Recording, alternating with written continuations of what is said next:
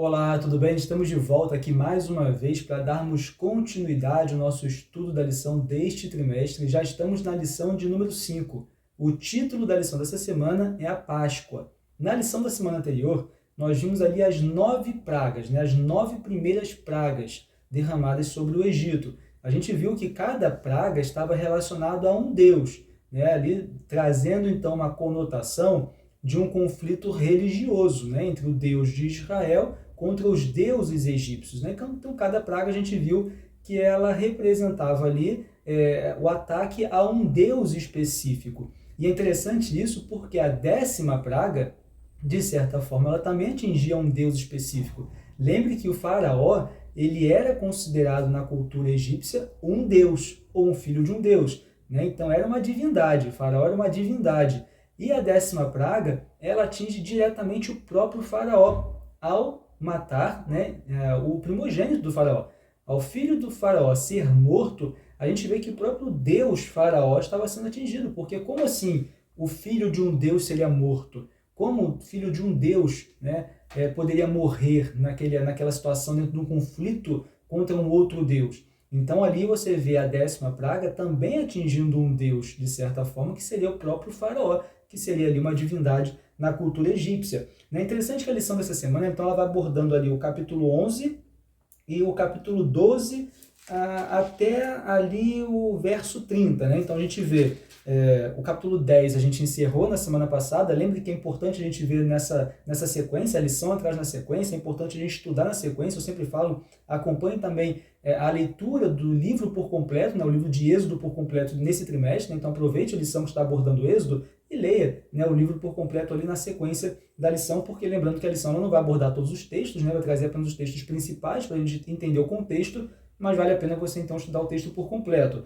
Então nessa semana nós vamos estudar o capítulo 11, justamente é quando Deus anuncia a 10ª praga, até o verso 10 ali, e logo então na sequência a gente tem o capítulo 12, que é a instituição da Páscoa, justamente o ponto principal assim da lição dessa semana, e a gente vai então até o verso 30, que é quando ali no verso 29 e 30, quando realmente ocorre a 10ª praga, que é a morte dos primogênitos. Depois do verso 31 em diante, a gente já vê a saída do povo hebreu, quando o faraó ele autoriza Moisés e Arão a irem embora com o povo hebreu, mas essa já é uma temática para a semana que vem. Então a gente vai encerrar nessa semana até o verso 30 do capítulo 12. Capítulo 11, capítulo 12 até o verso 30. São os livros dessa semana.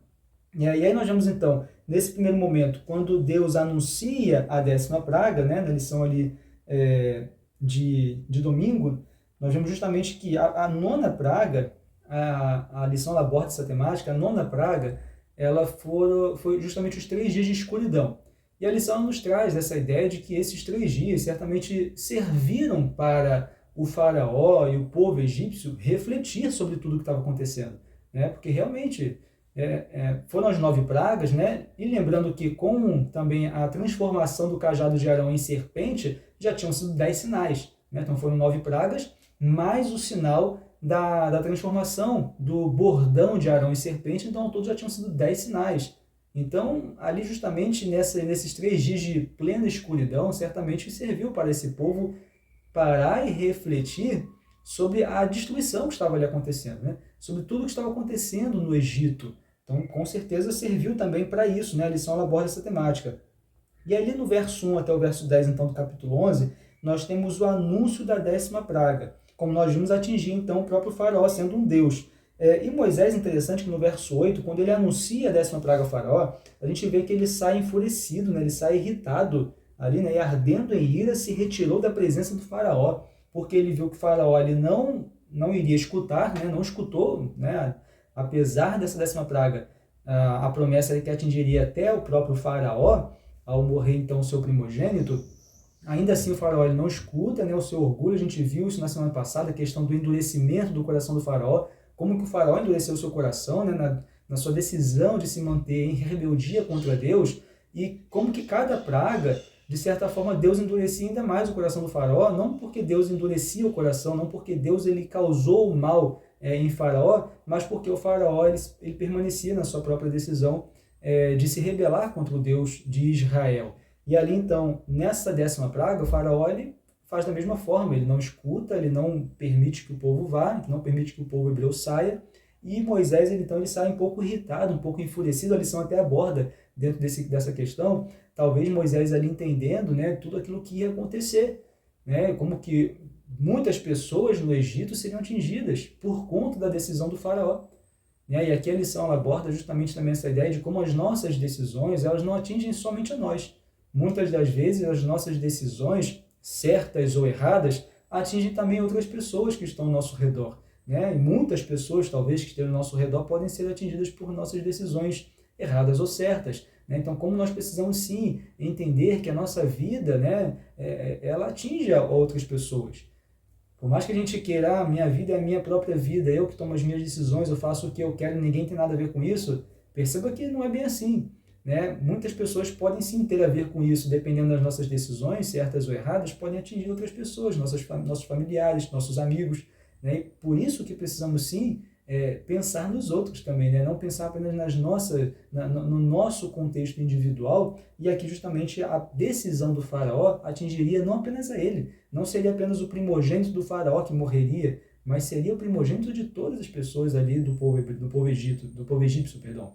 Então, veja como que é interessante essa questão de sim, nós precisamos nos preocupar porque as nossas decisões elas podem atingir muitas pessoas. E logo na sequência, então, a gente entra no capítulo 12, que é a instituição da Páscoa. A instituição da Páscoa, que vai até o verso 20, nós temos ali instruções específicas que Deus dá a Moisés e a Arão sobre a instituição da Páscoa. De forma resumida, a gente lembra que Deus ele ordena que o povo hebreu, as famílias hebreias, elas precisariam matar então um cordeiro perfeito, e nesse cordeiro então o seu sangue eles deveriam colocar sobre os umbrais das portas, pintar ali os umbrais das portas, passar o sangue nos umbrais das portas, e eles então à noite deveriam se reunir e comer esse cordeiro, em família, ou juntando talvez outra família, dependendo da quantidade de pessoas, tinha toda essa questão. Mas aqui a ideia justamente é a questão do sangue representando a libertação, porque quando o anjo viesse para então tirar a vida do primogênito de cada pessoa, aquelas pessoas que tinham em suas casas marcadas com o sangue do cordeiro que foi morto, um cordeiro puro, um cordeiro perfeito, um cordeiro limpo, esse cordeiro então que teve o seu sangue ali derramado e pintado então nos umbrais das portas, o anjo então ele passaria por cima e não tiraria a vida do primogênito daquela família. Atingiria então apenas aquelas pessoas que não tivessem a proteção do sangue. E aqui é interessante que a gente já vê justamente essa ideia do sangue como uma proteção. O sangue era um sinal de livramento e libertação. E ali, então, eles deveriam, essa festa, ser repetida depois na posteridade, como lembrete da libertação, do livramento.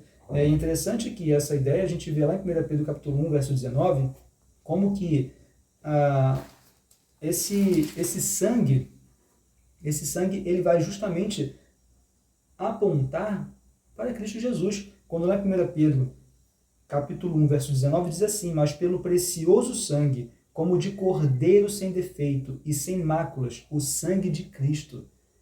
Então, naquele momento, estava sendo instituído ali um simbolismo que apontaria diretamente para Cristo Jesus, que seria o cordeiro que viria tirar o pecado de todo mundo, que através do seu sangue traria livramento a todos os povos, a todas as nações, a todas as pessoas do mundo.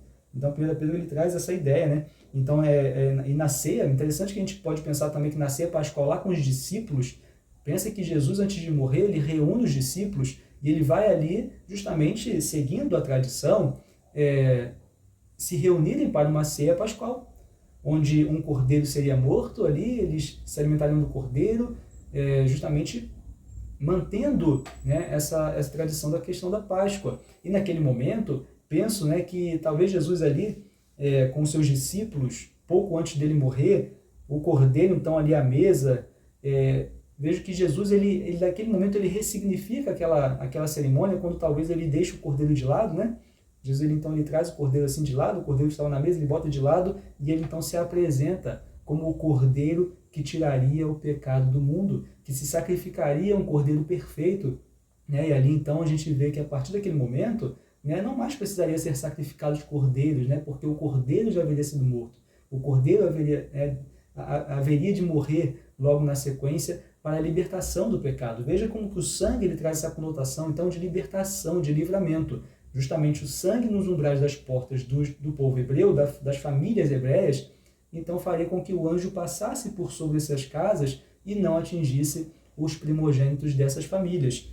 E logo na sequência, a gente vê também do verso 14 ali até o verso 20 do capítulo 12, a gente tem também a ideia da festa dos pães asmos, né? Onde você então tem a relação da Páscoa com a festa dos pães asmos, que seria uma festa ali celebrada, deveria ser celebrada a partir daquele momento por 7 dias, né? Juntamente ali com a festa da Páscoa ali, que duraria então naquele dia, e logo na sequência a festa dos pães asmos duraria 7 dias, e nesses 7 dias eles não poderiam comer pão fermentado, porque o pão sem fermento lembraria a eles também da saída apressada do Egito. Porque é interessante, quando a gente vai lá no verso 34, capítulo 12, no verso 34, diz assim, né, o povo tomou a sua massa antes que levedasse, e as suas amassadeiras atadas em trouxas com seus vestidos sobre os ombros. Então, veja que no contexto da saída do povo, eles têm uma saída apressada. E aquele pão, então, ele não havia fermentado, né? Por quê? Porque não deu tempo de fermentar. Né? Eles saem apressados, eles pegam tudo que tem ali de forma apressada e saem. O pão não deu tempo de fermentar, porque o pão precisa de um tempo para fermentar. Então, eles saem apressados. Então, esse pão sem fermento, né, durante esses 7 dias de celebração, lembraria ele justamente da saída do Egito de forma apressada. É interessante isso. Né? Então, o pão fermentado lembraria eles do Egito, né? Pão fermentado, né? Aquele pão que cresce, é um pão mais saboroso, lembraria justamente do Egito, mas na saída apressada, o pão não deu tempo de fermentar. Tiveram que sair correndo, sair logo, sair apressado. Não dá tempo de esperar o pão fermentar. Pega do jeito que está e vamos embora. Então, essa festa, né, dos pães asmos, esses 7 dias comendo pão sem fermento, lembraria eles dessa saída com pressa do Egito. E é interessante também que na sequência, a gente vê justamente lá em 1 Coríntios 5, 7, igual aqui na Bíblia a gente abordar essa temática aqui, onde também o fermento ele vai ser abordado lá na frente com uma conotação também de pecado, né? 1 Coríntios 5, 7, deixa eu só abrir aqui, 1 Coríntios, capítulo 5, verso 7, vai dizer assim, lançai fora o velho fermento para que sejais nova massa, como sois de fato sem fermento, pois também Cristo, nosso Cordeiro Pascal, foi imolado. Né? Então a gente também começa a ter essa conotação também com relação ao pecado. Né? Então fermento, a ideia de pecado, então é o pão sem fermento, seja você essa nova massa, né? Sem fermento, sem pecado. Mas é interessante então que a gente, dentro desse contexto, a gente vê essa festa dos pães asmos, então, também trazendo a ideia da lembrança da libertação do Egito, da libertação do pecado, daquele que viria posteriormente, né? Jesus, o pão da vida, né? Que viria futuramente, então, libertar todas as nações do pecado. E é interessante aqui que a gente não vai, né? A gente não pode, através desse texto, dizer que então não é pecado comer pão fermentado. Não, não é pecado. Né? Talvez tenham pessoas que utilizem esses textos para dizer, não, pão com fermento é pecado, tem que ser pão sem fermento. Não, aqui é um simbolismo, né? Que é um simbolismo utilizado para lembrá-los, então, da libertação do Egito, né? E aquele, então, que viria futuramente, né? O pão da vida viria futuramente para nos libertar do pecado. E um outro ponto importante que a lição ela aborda, espero que tenha, né, ficado compreendido essa questão da Páscoa, é importante, né? Você ler depois sozinho, por completo, acompanhar texto por texto, dentro dessa ideia da constituição da Páscoa, do pão, da festa dos pães asmos, você vai entender perfeitamente, mas aqui a gente deu, né, para dar uma explicação aqui um pouquinho mais rápida sobre essa temática. Né? Mas lembre que tudo isso tem a ver com libertação, né? Libertação, o sangue é o símbolo de libertação, é o símbolo, né, de livramento. A festa dos pães asmos também é um lembrete do livramento, é um lembrete da libertação, daquela saída apressada do Egito, enfim. E aí a gente vê na lição de quarta-feira um ponto muito importante, né, que trata da importância de você passar essas informações para a posteridade, né? Passar a informação para os filhos, né? Quando fala aqui no título, né, passando a tocha, lá no capítulo 12, verso 24 ao 28, diz justamente a ideia dos pais, né, que deveriam explicar aos filhos o significado da Páscoa, contando o que Deus havia feito por eles. E é interessante que aqui, né, eu penso, né, aquelas pessoas que vivenciaram essa saída do Egito, eles não contavam simplesmente uma história para os seus filhos.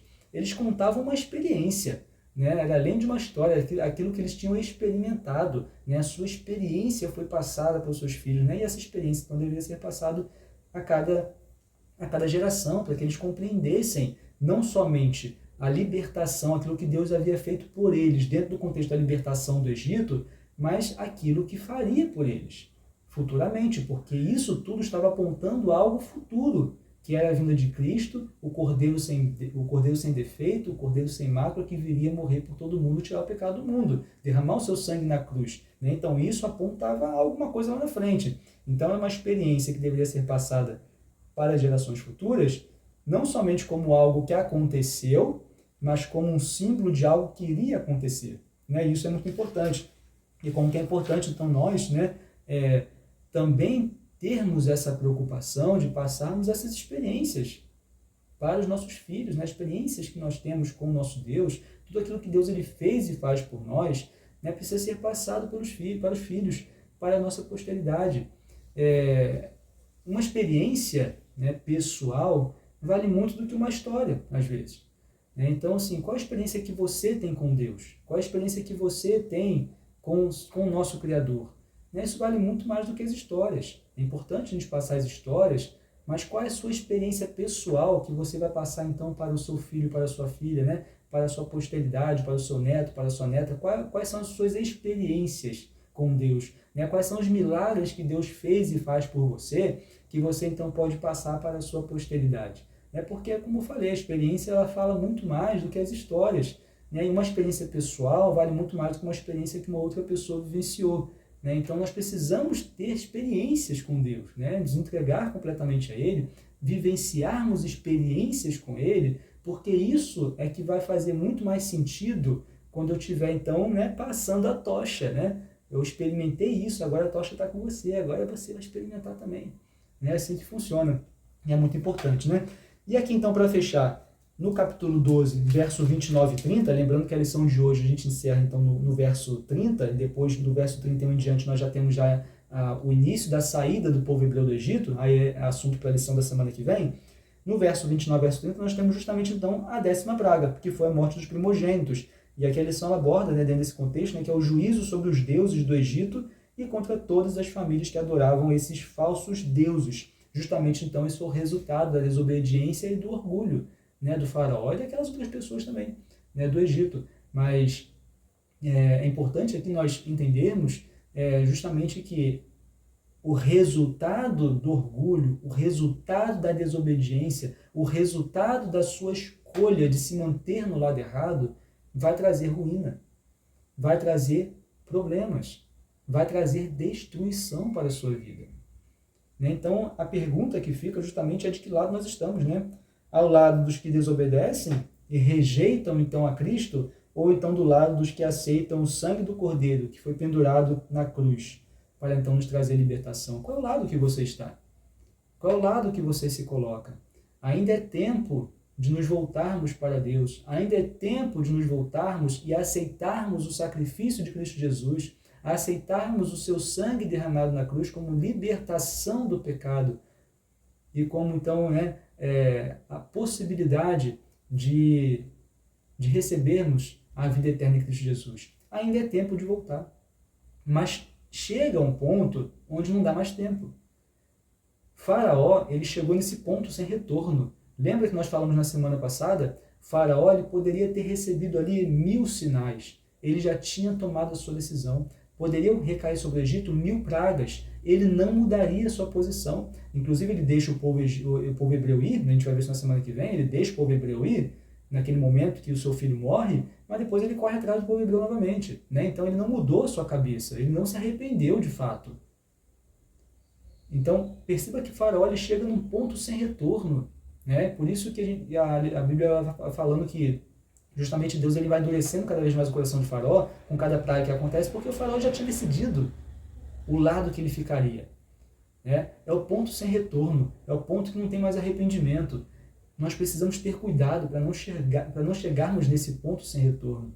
né? Ainda é tempo para mim, para você, para nos arrependermos dos nossos pecados, nos arrependermos dos nossos erros e nos voltarmos então para Cristo Jesus, nos voltarmos então para a cruz, que é o sinal da libertação, para a cruz onde nós temos o Cordeiro perfeito derramando o seu sangue por cada um de nós. Ainda é tempo, né? Então que você e sua família possam decidir estar ao lado de Jesus, para que você e sua família possam estar então protegidos, né?